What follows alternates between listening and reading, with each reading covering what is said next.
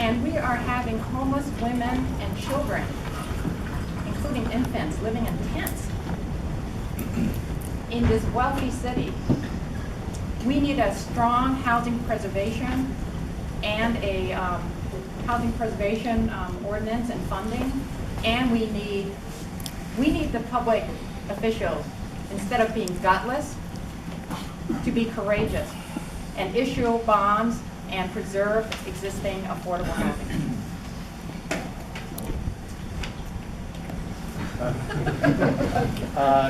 Future Sound Sage, my organization, just really quick, our mission is to help grow communities where all families can thrive. We work on a particular emphasis, creating good jobs for everyone, clean, healthy urban environments, and ensuring that communities can prosper in place, particularly low-income communities. For us, the center of the housing crisis, and it's a housing crisis not just for Seattle, but for the region, as you'll find in any urban metro area that has strong job growth and the kind of growth that we have, putting upward pressure on housing costs. But for us, the biggest problem is how do we help our communities that are here, low-income communities, folks who are low-wage workers, live that do the services for our city, particularly communities of color. How do we help them prosper in place and not get pushed out? To take advantage and benefit from all the infrastructure we're building, the light rail. We think that the affordable housing policy for the city, that should be at the center of the problem and the solution. I'm going to go back to the first comment, because I think that is really at the center of what a lot we're talking about. You know, we have a society that for the last number of decades has grown. The income inequality is getting more and more, the contrast is becoming bigger and bigger. And we've been trying to address that through a series of subsidies. And so we subsidize our affordable housing, we subsidize our utility bills, we have a food stamp program. And the whole model that our economy is based on is, from my perspective, failing. And there's only so much we can do at the city level around that. So we have to be addressing that, and I think the work we're doing on minimum wage is a piece of that puzzle. It's not going to fix everything. It's probably not going to fix a ton, but it's going to help out some folks. And affordable housing is a big piece of that. And so, we have a system where we don't pay people what they're worth, and then we expect them somehow to survive in our cities, and we have to come up with these subsidies. Now, I would love to see a world where everyone made a living wage, so we didn't have to be having these discussions, and there was a kind of market-driven, broad-based, housing stock, and people could make those decisions based on their preferences. And we need to be moving towards that, but it is a long ways away. And so in the meantime, we have to have tools to address affordability in housing. I guess I'll just leave it at that for now. Marty? Yeah. I'm Marty Leibowitz, and I am a developer in the for-profit sector. I'm sort of a small fry on this board. I only develop maybe one building every 10 years, but I design it for 10 years. So I tried to get things done. My goal has always been to build affordable housing, but I found that the rules and regulations are always against me. And toward the end, I'll make a recommendation, a real simple one that I think would provide quite a change. But the real thing that I'd like to just mention is that's really gotten my gut for so long is the affordability threshold. My feeling is that we really should be taking care of people at the 20 or 30% or below. And the city has evolved to the 200% or the 150% or even the 100%. And that's such a depletion of resources that are so scarce that I just have not gotten it. I've almost sort of retired from trying to fight the fight. But I think that is critical to providing affordable housing for those who really need it. So you take percentages of area median income or poverty level? I guess both. But I'm talking about South Lake Union, subsidizing people in South Lake Union versus subsidizing people in the International District who, you know, are in the poverty level. My name's Dylan Simon. I live nearby in the neighborhood. I work for Colliers. I'm a broker, so I spend most of my time working with developers as well as owners of apartment buildings. So most of my world is spent at market rate. However, I've lived in a lot of different urban centers all over kind of the world, both in Europe and America, and seeing different models where they've worked and what hasn't worked. I think one of the areas that I focus my time in trying to understand where I can make a difference is looking at policies that are in place and who's utilizing those policies. And, you know, as the numbers show, although we've enacted some incentive and inclusionary zoning to our new regulations, most market rate developers are not availing themselves of them. So we've got to ask ourselves the question, are we enacting the right policies? Because if we have policies and they make sense and it's good legislation, but they're not working in the economic environment that we have right now, then we've got to look at those again. So I was about to say I don't have all the answers. I don't know if I have any answers, but what I really try to do is understand, you know, when a developer that I work with looks at what policy they're gonna use, and they're consistently choosing MFTE, but they're not choosing incentive zoning. How do we focus our resources on the right ones so we can have a greater impact? And my last comment is with what Marty's saying. I do think that we need to spend a lot more time focusing on the people in greatest need. Workforce housing, the numbers have shown we could always use more, but we have some. We have a good amount. It's more at the poverty level, and probably below the 50% AMI, even stretching down to the 30% AMI. And the people that it's causing actual physical harm to are more at that level versus some of the other areas where we need to pay attention to traffic, you know, workers coming into the city and how we're moving people around. And what's MFTE and AMI? So multifamily tax exemption is a policy where if a developer includes a certain percentage of units in their building at certain levels of, is it area median income? Area median income. Yeah. Then they will get an exemption from having to pay property taxes for a certain period of time. I think it's generally fixed at 10 years. Up to 12. Up to 12. But it's the whole building. So the developer, apartment owner sets aside 20% of the units to be so-called workforce housing. The entire building gets property tax exempt for 12 years. It's not even 20% of the units, it's 20% of the bonus area. No, for MFT. So there's a lot of Has anyone calculated the lost property tax revenue for these buildings who offer some units and yet are excused for 10 or 12 years from paying any property tax? Has anyone captured that number? That's question number one.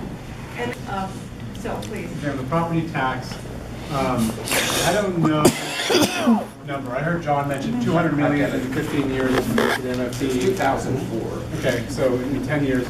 The way property taxes work in the state of Washington for the most part, it's not that we actually lose the revenue, it's that we all make it up. And so, like when we pass a levy in the city of Seattle, we say, we're gonna make $100 on this levy, and we proportion it amongst all of us. If it turns out Marty's not paying it, then the rest of us all pay a little more. So the city doesn't, but we all do subsidize that some way.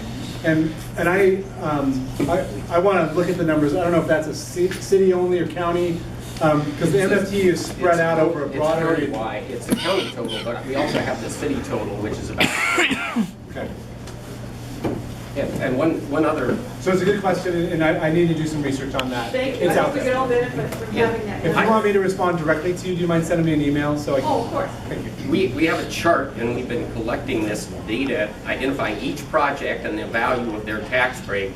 Again, it's now running, and most of it's occurred. They amended the program in 2010, and now there's a rush to use the program, and most of that 200 million has just been since 2010. That's more than the value of our housing levy, and all we get are a handful of units from 60 to 80%. One qualification to what Mike said about who pays the cost, For years, we understood that all of the value of that value was passed on in the form of higher taxes for the rest of us. But at the request of the city auditor, and then going to the tax assessor, we found out that about a third of that 200 million is just lost revenue to the city. It varies from year to year given the way in which the assessor goes out and makes these tax assessments and the timing of them.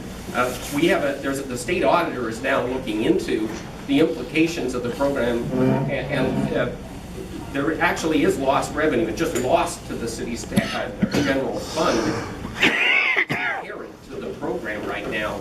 And again, it's another flaw. And we figure that if this keeps up at this current rate, 5 years out, the city will have lost $30 million in money that otherwise would have gone into its general fund. I want to say, I'm so glad you asked that question, because what happened was that City Council commissioned an actual audit to see how the program works, and there's actually a report. And the audit found that a lot of property owners were not in compliance. They were housing people that were over income. They were not making sure that the rents were at the level they were supposed to be at. And the rents for the so-called subsidized units were higher than the rents in the rest of the building. Okay? So that is a serious concern when you have a program that's, supposedly doing providing a where the rents are actually higher than the neighborhood or the rest of the building.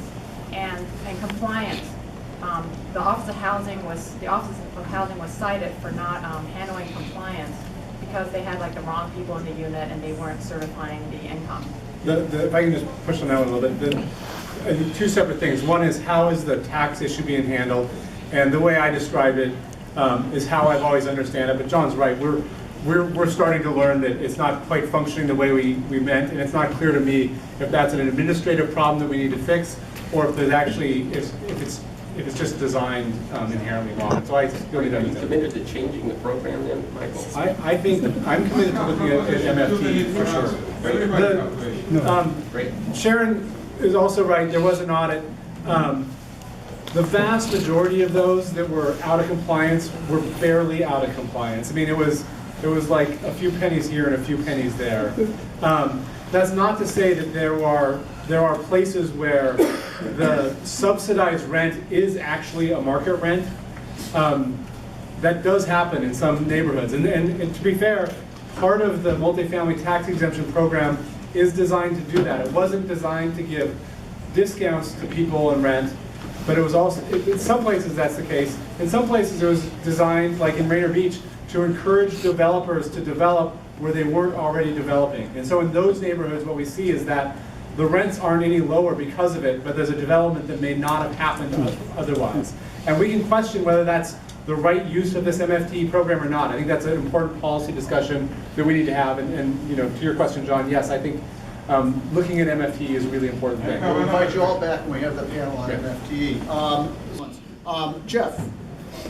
So the incentive program, getting more height. Well, I see one benefit to bringing, one goal that I think is being met is downtown is for years been kind of a desert where it empties out at 5 o'clock, and there are more people. Granted, they're really wealthy people living downtown.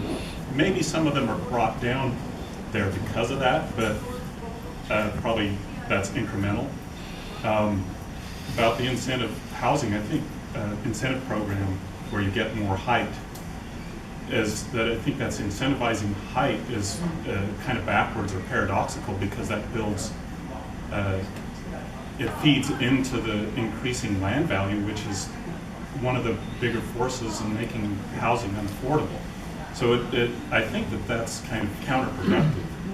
I mean, it should be mandatory, not an incentive to go above what already is dense. And the question of density, I'm like Dylan, I'm a fan of density too, but I think you get density to 4 and 6 stories. Cities have been built for millennia, maxed out on how high you can climb. And that's a dense place. You don't need 85, 400 feet to have a dense place. wanted to say something to follow up on this whole question about increasing density is actually improving the sustainability of the city. If you look at market rate housing, and in 100 units per acre, let's say market rate housing, you're not going to find families at those densities, for the most part, in the Western culture of the United States. You can find singles and couples. We're not measuring people per acre when we look at densities these. We're just saying units per acre, which is really just counting kitchens, because that's what defines a unit, not bedrooms. So 100 units of market rate maybe will be 150 to 175 people living on that acre. 100 units of affordable family housing will be 250, maybe 300 people per acre. You're getting many more people in the inner city taking advantage of all that existing infrastructure. So the market rate housing often is underutilizing the city because they're more square footage for less people per unit. So we got to be careful when we talk about density. We should be looking at how many people are really going to be living here. The planning When commission, we upzone. the planning commission just came out with a family housing recommendation. Did you see that? One of the things they suggested is, for example, an FAR bonus, floor area ratio bonus, for if you're producing family units. And I know one of the things you've always talked about is in family units you should have wider hallways so the kids can play indoors when it's rainy. You want to have much more open space. Right now we only require 5 or 10% open space. Most people are doing it in Juliet balconies. That's not really good for kids to play on. Is that the kind of thing that you think would help us produce more affordable housing? I mean, more affordable family housing? Well, to make really good affordable housing, I mean, for families, family housing, it costs more. So it's got to be at the policy realm where more revenue is generated to help fund the production of that housing. Yeah, really good quality family housing. So you don't think expanding the building bulk or size in order to allow that would be the kind of thing developers would jump on? Well, if you really were assured that the expansion was going to serve families and not more of those empty Michael, singles. what if you had a density limit? So the number of units you could build on any property was fixed. Wouldn't that produce bigger units? Question, give me another. So density limits. So if you limit it to 50, they'll make bigger units, they'll make more luxurious units maybe. That's the thing. We had that, and what was, we always had density limits up until the FAR, and what it precluded was smaller units. Right. And the whole idea was to make affordable units for our demographics, which were singles and couples. Right. We needed smaller units. Right. So this would be going backwards.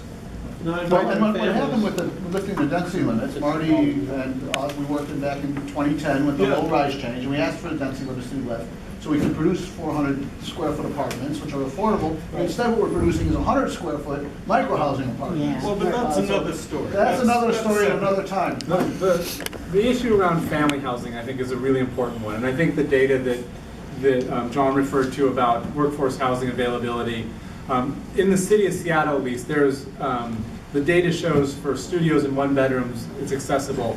But for 2, 3, 4 bedrooms, there is no workforce housing available. Or it doesn't meet the demand. And we can argue about the numbers.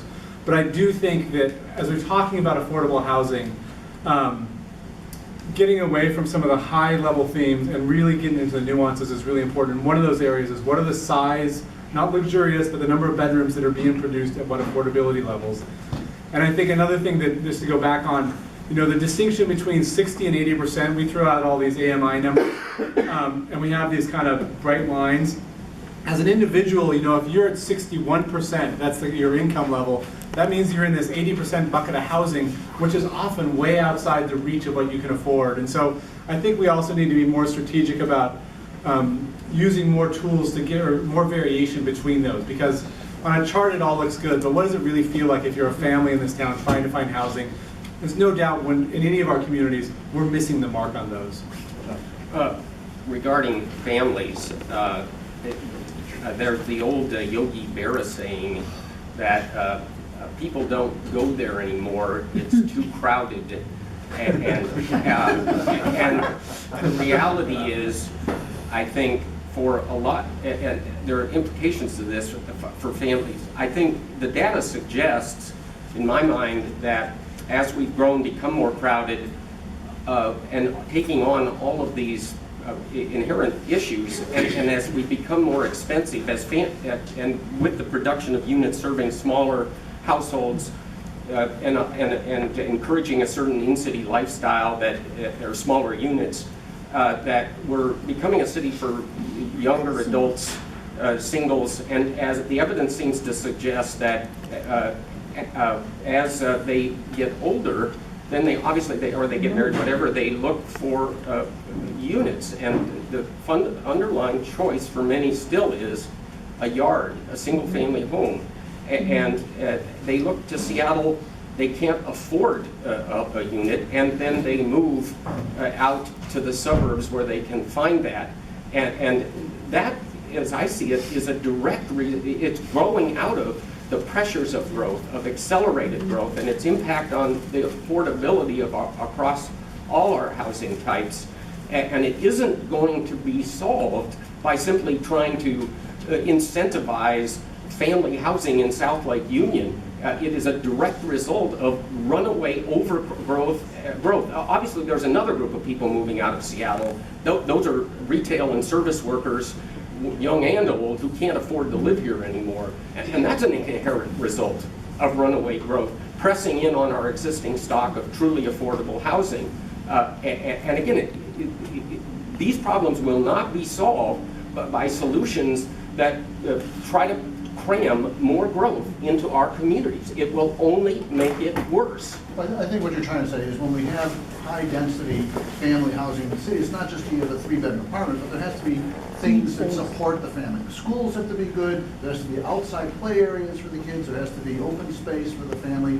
The family has to have amenities in the neighborhood. Well, what I'm saying is let's start scaling back on the excessive growth that we're seeing, and then let's build in the kinds of things like developer impact fees, which can include charging them for schools, to pay for schools, and in proportion to the growth we have, dedicate some of that enormous amount of profit to provide the infrastructure and the services. We're not doing that either. Reasonable amounts of growth with developer impact fees to pay for our schools, to pay for our bridges and roads that are falling behind and falling apart. Joan Colson, Central Area. We've been talking this morning about projects, zoning, a little bit about policy, but there's been no discussion whatsoever about comprehensive planning, which is to use the understanding of where we want to go for jobs, where we want to go for housing, and the transportation linkages between the two, which is to direct and define growth in terms of zoning and policy to make our city livable, sustain our affordability, deal with sustainability of our city as a city, and respect our neighborhood character and historic preservation. There's been nothing about comprehensive planning because we don't do it in Seattle. And that's why we have lawsuits on specific zoning that doesn't work because we can't take that zoning and say, is it in compliance or not to our comprehensive plan for Seattle? It doesn't exist, and it needs to. So what are we going to do in Seattle about making our comprehensive plan comprehensive and stop making it incrementally decided by having the hospitals and the educational institutions do their major development and the multifamily and the single family being considered and continue to accept the growth. Plus, our schools have to be part of this process, and they're not. And that's both public and private schools. That's all of it, because as long as we want to have families in here and educate and re-educate our job population, we got to have schools at all levels. It ain't happening. So where are we going to go on this, and how are we going to make it happen? And it has to happen at the county level and at the state level, and growth management doesn't do it either. Okay? Because there's not enough teeth. We have an upcoming meeting on the comprehensive plan, and we're going to get into that. The lack of a comprehensive plan. Or the lack of it, John, yes, exactly. Can I make a quick announcement about the comprehensive plan? The last Monday of this month, I think if somebody's got a calendar and they can see if that's March 28th, the city is having a meeting on the scoping for the comprehensive plan revisions, the scoping for the EIS. A couple of us here were at a meeting last Monday. There were a total of 12 ordinary citizens at this meeting. DPD staff outnumbered the people they had called together for the first meeting about the comprehensive plan. Please, everyone, get out to your list that there is an important comprehensive plan meeting Monday, I think it's the 28th. 31st. 31st? 24th, is that it? Okay, 24th. Yeah, 24th. It's the last Monday of the month. Last Monday be the 31st, the fourth Monday is the 24th. Okay, the 24th. It's the 24th. You can go to Seattle 2035 on the seattle.gov website. Just search for Seattle 2035, and you'll find the announcement and the details. Please go, because there were just too few of us there to... The people from DPD spent the whole time talking. We hardly got a word in edgewise. It's a daytime meeting. It's at 5 p.m. It's at 5 p.m. so that the city folks didn't have to go home first and come back. So it's, Okay, thanks, please Mike. go to the meeting and let them know how you feel. Thank you, Mike.